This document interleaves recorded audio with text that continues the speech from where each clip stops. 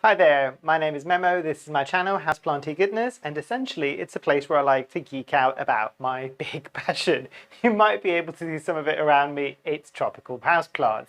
And the topic I want to focus on today is being a bit extra with your soil amendments. So this is specifically for everybody who is growing in organic media in terms of whether it's soil, whether it's coir, all of these things. These are extra things. This goes above and beyond the traditional add a bit of perlite, add some orchid bark, and essentially help with the draining and aeration. These are things that you can do if you just want to be that little bit extra and if you want to maybe step up your soil game. By no stretch of the imagination do you have to use these things. These are things that I've already used quite a bit in my airy aroid soil mix, and there is a video on my specific mix that I do on my channel, so do check that out if you want. But yeah, let's dive into it, shall we?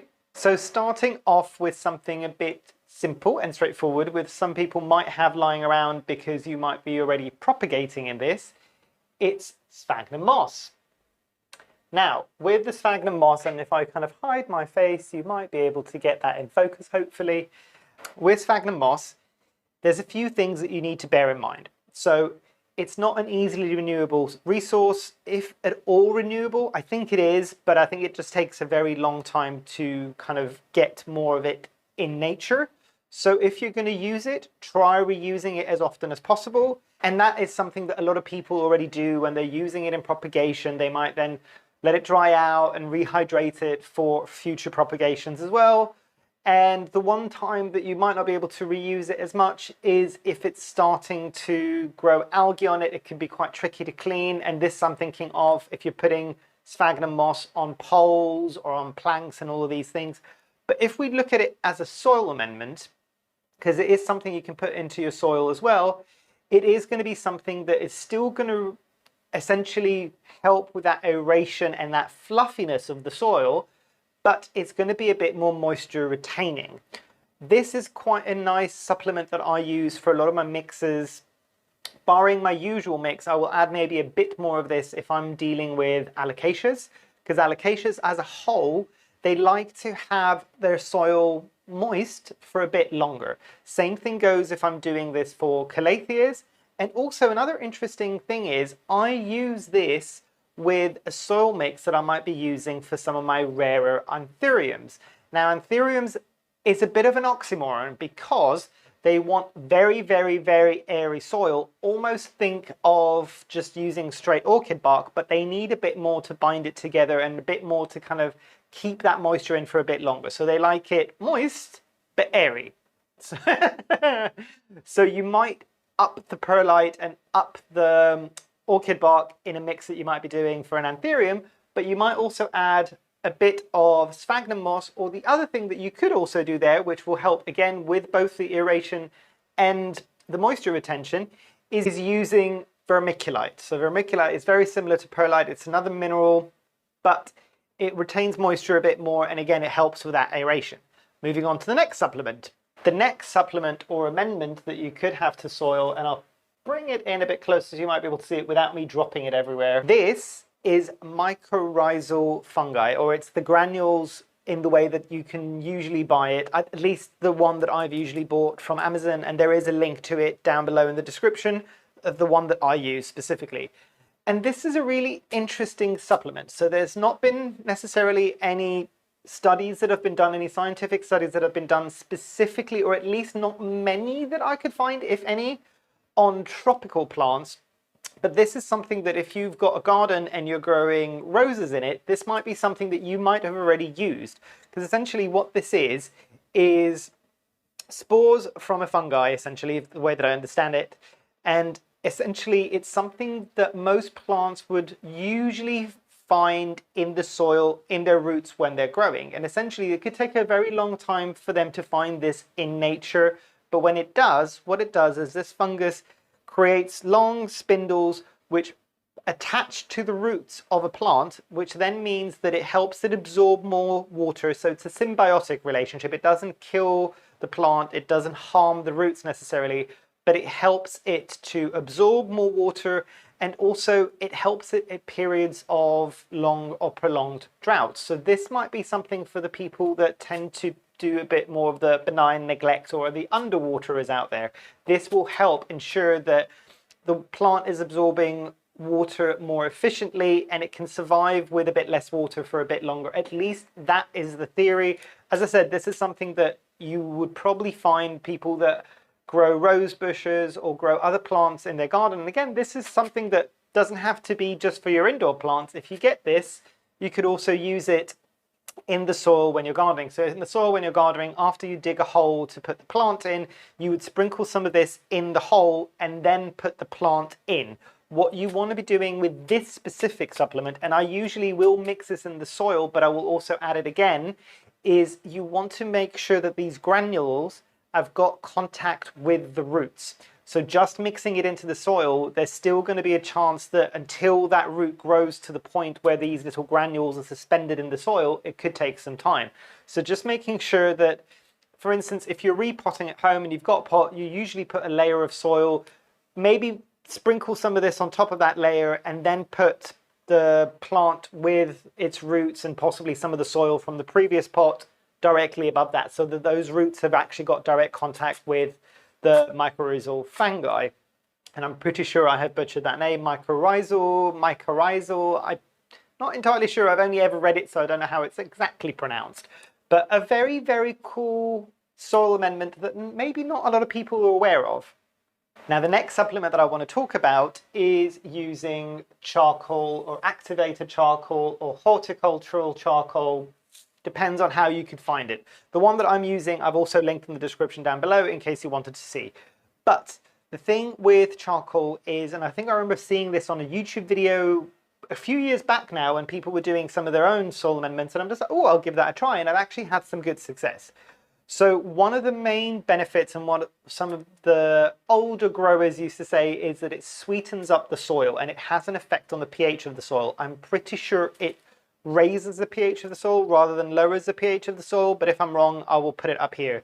But if I'm not, it probably just raises the pH of the soil. It also helps with drainage because again, it creates that kind of level of grit within the soil. And it will also, because of the surface of what charcoal usually is, it's quite a porous substance, it will help attach some of that moisture as well. So it does have some moisture retaining properties, not to the same level as you would get with sphagnum, but still it does help retain some of that moisture essentially because it has all these little hollows in the actual structure of the charcoal. As far as I'm aware, you can't just use barbecue charcoal. I would also suggest that you probably don't use barbecue charcoal. Some people in some places of the world, when they know that the barbecue charcoal is entirely clean, maybe if it's kind of chopped up into smaller bits, I think people have had some good success with that. The reason why I would essentially not suggest that you use barbecue charcoal is because sometimes with barbecue charcoal, it's also doused in lighter fluid or something to help it ignite in the barbecue, and you really don't want to be putting that into your soil. But the thing that I have found works quite well, you can buy in bulk, loose, activated charcoal, which is maybe used for aquariums, for filters in aquariums. So that's usually a good place you can get it. You don't always necessarily have to find horticultural charcoal because it can be quite tricky to find. It can be a bit more expensive. I found activated charcoal in small form that might be used for aquariums is fine. And it's worked really well for me. So the last couple of amendments, I haven't got examples to show you because they're either tricky to film or you probably don't want to see it in close-up, if that makes sense. So I'll start with the one that you probably don't want to see in close-up. And the first one is something that you could use. Again, this is something that would naturally happen in nature, essentially, and that is worm poop. Or I will, for some reason, I'm blocking on the actual term for it now. I'll put it up here, essentially.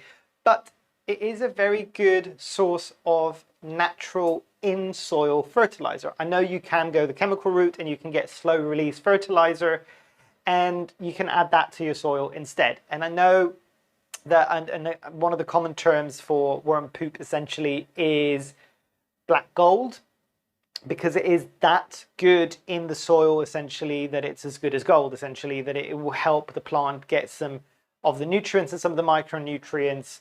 And again, I don't know why I'm blocking on the name, but hopefully I've remembered it and I will put it up here.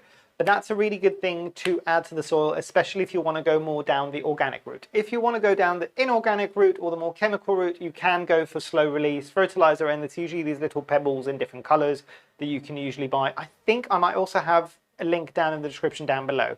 Now, the last thing, and I have kept the best for last, so hopefully people who have actually watched all the way to the end will get this. This is a bit of an interesting one that I've discovered. I think some people are already aware of this, but using beneficial insects within the soil. And this is the one that's tricky to film. Hopefully I might find a video of it somewhere or even a close-up, and I'll put it here. This isn't necessarily for the squeamish, because you're essentially purposely bringing in bugs into your soil, but I'm talking about springtails. And anybody who's had a lot of experience with terrariums or bioactive vivariums, especially if you've got some form of reptile. I've got a bearded dragon and a crested gecko, and the crested gecko does have a bioactive terrarium. And essentially, these springtails are usually called caretakers. And the reason why they're called caretakers is they live off rotting matter. So if you purposely put springtails into your soil mix, at least I have found, A, they do multiply quite easily. So depending on how you're watering, eventually most of your plants with soil will get it. You can buy springtail cultures, usually from reptile stores or terrarium stores. Have a look online and just look for springtail culture. And it's very, very cool, because what it will help, it won't obliterate it entirely, is if there's any form of root rot that is happening in the soil, guess what the springtails eat? Yep, you got it. They will eat the rot that's happening on the roots.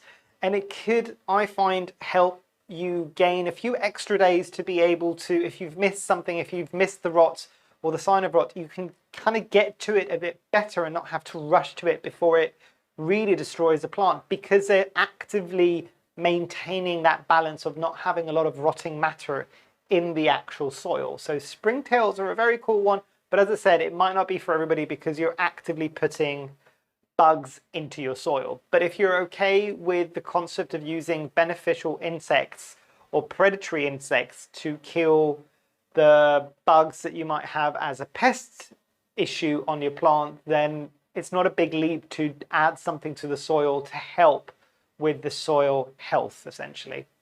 But yeah, I've probably prattled on a bit too much already. Hopefully this has been useful and interesting for some of you. And yeah, I'd love it if you would like to share some of your extra soil amendments, or being a bit extra essentially with your soil. Drop it in the comments down below. Let's have that conversation. If I've missed anything that you usually use, do let me know. I'm always trying to learn as well. And yeah, hopefully you've enjoyed. Hopefully I shall see you here soon. And I truly, truly hope that you have a great rest of your day. Thanks.